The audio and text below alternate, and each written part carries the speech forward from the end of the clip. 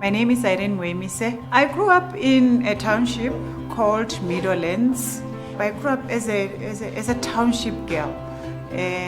My hopes and dreams was to change the life of my family, my livelihood, and the way I do things. I wanted to succeed in life. I just wanted to see myself prosper. So I went to university. I managed to get a lot of qualification. I've got my degree, I've got my honors, I've got my masters, and I was continuously studying, and I wanted to empower myself. I managed to get a job. I managed to grow in different jobs. I'm working at this amazing company, and you are affected by the retrenchment. There was COVID-19. We didn't know what was it. We thought it's something that will come for 3 months and go. And unfortunately, it stayed with us longer. And at that point in time, it was locked down. So we were unable to look for a job, we were unable to do anything. And now you needed to think, how are you going to survive? I got to get to know about the tools for life through our church, Anglican Church at Meadowlands. So our pastor is very forward thinking. He actually proposed that every leader at church must go into this course. Like, I was thinking, I've got my master's degree, I've done so much, but let me just go and do it because they have recommended it. So I went through, I studied, I did my test, and when they say there's another one that is coming, I was actually looking for. I think there was a time where I was sitting at home just doing them, like the full day. Just when I'm done with this one, I go to the next one because it was so interesting. Actually, when it ended, I felt so sad, and I thought, this was free, by the way, and it was so powerful. The basic principles and the things that I've learned from the tools of life has also helped me to move forward, to understand life better, and to engage better. Like I've been saying that there is so much that I've learned that was new, that was way better than what I've learned academically, because those basic principles helped me to stay. While I was studying Tools of Life, I was working parallel with the preparation for opening up the bakery as well, yes.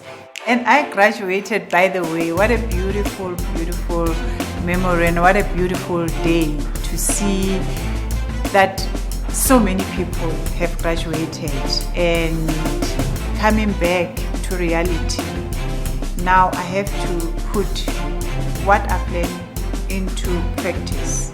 Now you're working with people, you need to communicate, you need to supervise. Some of the tools of life that came handy before I started the business, now it was now practical. One of the tools that I've learned, that I've applied, is communication. Obviously, now I'm in a new environment, I'm in a new setup. Now I'm the employer, I'm no longer the employee. So how do you engage with your staff member? I train them from zero, but they are masters now. So I don't interfere with the process when they are at work. I just move away because they know what to do now. And I'm happy with how far they come and what have they done. I'm excited about developing young people, young talent. So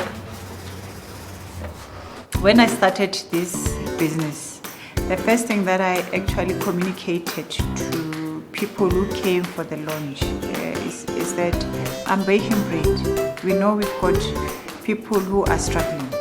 So even if you can just donate 10 rand, just one bread, so that we give to identify the communities, the homes that are struggling, it would be the greatest gift ever.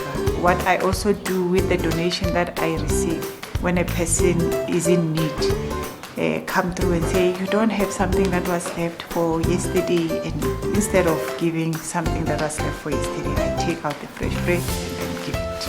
It's going to a homeless shelter for women and children who have been physically abused, and they have branches in Vosloorus, Katlehong, and Soweto in Pimble.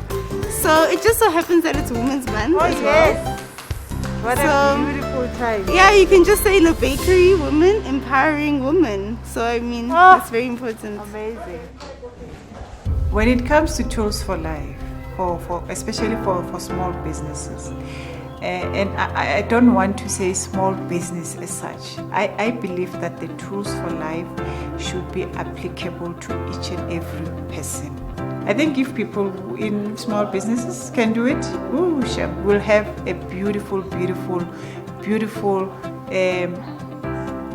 businesses that are running smoothly without hassles.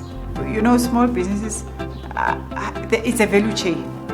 There are suppliers, there are customers.